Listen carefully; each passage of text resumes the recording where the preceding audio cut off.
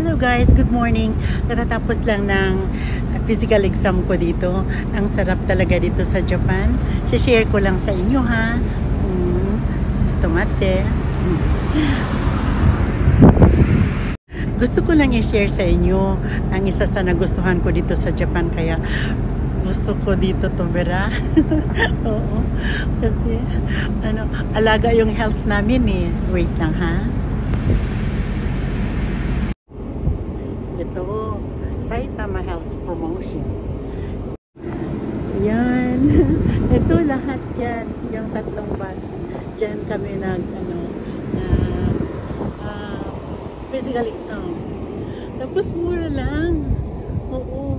Mura. Dito lang malapit sa amin itong physical exam ngayon. Swerteng ako eh. Diyan garden ko yung my marigold.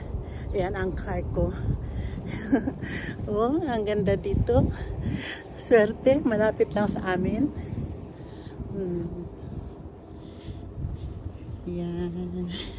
Malapit sa garden ko. Marigold.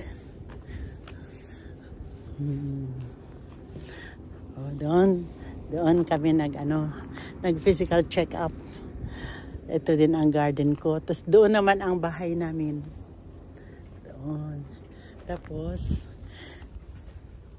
yung flowers ko mamaya ko na i-vlog yan. Ito muna. Ito, guys. Yan yung kanina. Yung bus. Kanina na yung may kausap ako. Sila ang nag-check sa amin. Saitama Health Promotion. Ganyan. Tapos, alam nyo guys, sa 4 na pina-check ko, yung sa lahat ng mga gang, yung gang naman ay cancer.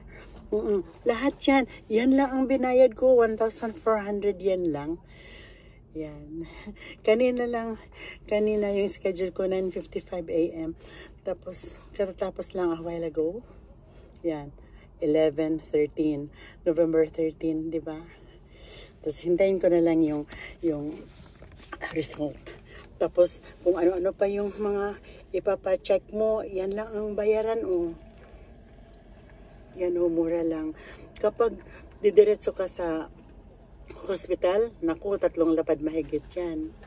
Kaya nga, siguro din kasi permanent resident ako dito. Maraming benefits. Kaya nga, guys, halika kayo dito.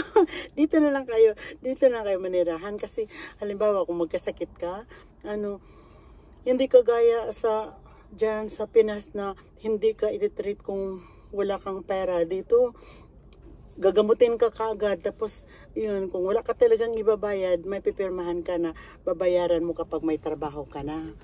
O, diba?